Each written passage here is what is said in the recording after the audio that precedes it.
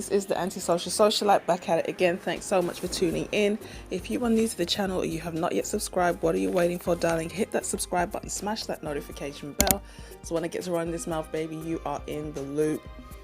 You see the title, you know what time it is. 7 things we can learn about the Jada and Will situation. Number 1. At one point in the interview, Will stated to Jada when they first got together that he would love her no matter what.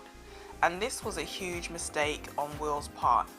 You see, when you tell a woman anything, she's immediately going to want to put that statement to the test. So when you tell a woman that you have this undying, unconditional love, she is going to see how far she can push that envelope. In her mind, that was a license to do whatever she liked. And as a result of that, she made sure she pushed it and tested it to prove how much he really meant the fact that he loved her. Now, am I saying it's a bad thing for a man to say to his woman, I love you? No. But definitely, if you're in the early stages of the relationship, you want to play that card close to your chest. Number 2, when Jada and Will got together, they were the ultimate power couple. They were the kind of people that everybody aspired to be like. Now, like I said, we don't know what their relationship was like behind closed doors. Clearly, there were some issues as the marriage progressed. But in the spotlight, everybody wanted to be Will and Jada. Now, they were comparatively successful. I wouldn't say she was more successful, but she was definitely doing well when they got together. And at the time, she was peaking in terms of her physical beauty, and she was doing very well in her career. Now, say what you want about Will, him being an alpha male, him being successful, but to me, he was a little bit goofy. We get it, he was a clean rapper, and he was, you know, a nice guy, very friendly, very jolly. Jada was clearly the sexy one in the relationship. And unfortunately, what most women don't realize is when they're in their late teens, early 20s, that's really when they're peaking in their SMV. Like Aisha Curry, Jada didn't know a day was going to come when Will's looks and success would outshine hers. Number 3, when a woman leaves a relationship mentally, she still may remain physically. Now, one of the things that Jada talked a lot about was how she felt, how she didn't feel happy, how she wanted to find herself, and she came to the realization she couldn't find happiness externally. And this is true for all people in all relationships. This is one of the reasons why I do not advocate for people fixing people. I get it, sometimes you meet someone and you do compliment them. You are designed to come into a person's life to enrich it and make it better. Especially if you're a wife, you're supposed to be an asset to your spouse. So of course, I totally understand that if she didn't feel happy, you know, she wants somebody to help her fix that brokenness. But ultimately, it is our responsibility to fix our own problems.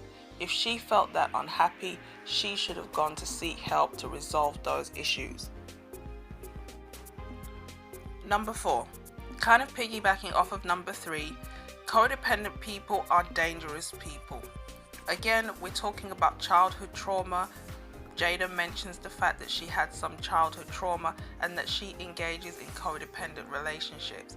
Now, if she has a feeling of low self-esteem, low sense of self-worth and neglect, when she starts to lose her shine as Will begins to climb, she's going to have those unresolved issues resurface.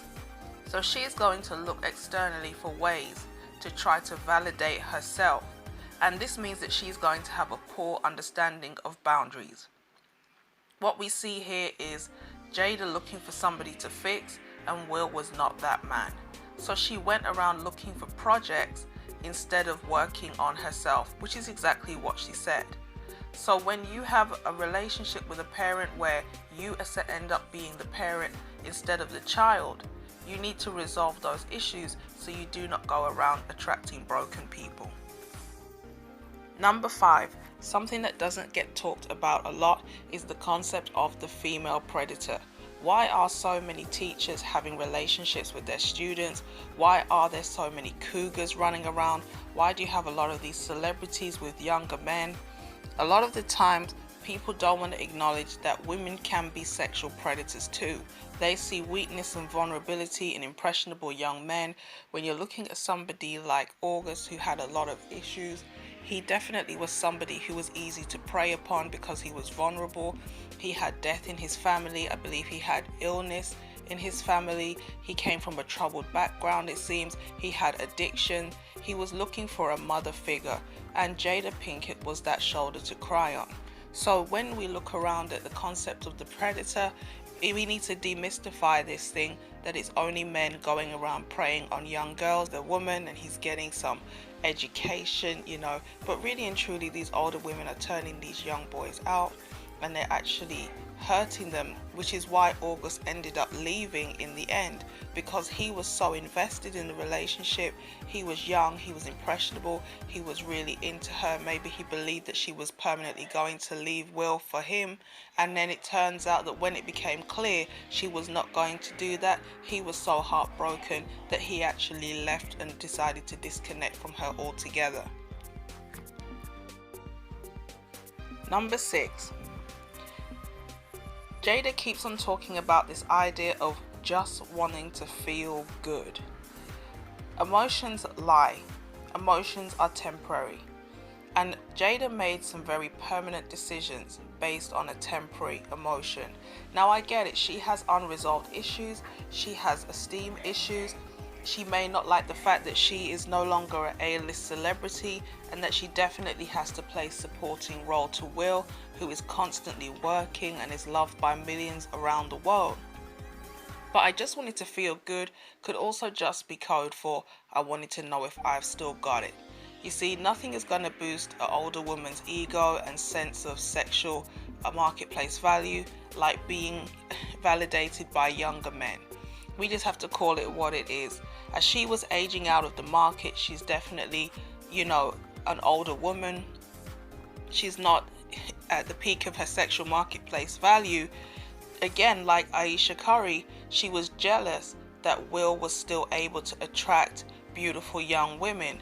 I mean, I don't know if this incident with Will being seen with a very young woman recently was retaliation, because in the video, when Jada says, you have to get me back, he's like, no, I already have. But it seems as if it hurts Jada to know that she cannot attract the kind of men that she could when she was at the peak of her sexual marketplace value. So this was an opportunity for her to get back into the limelight.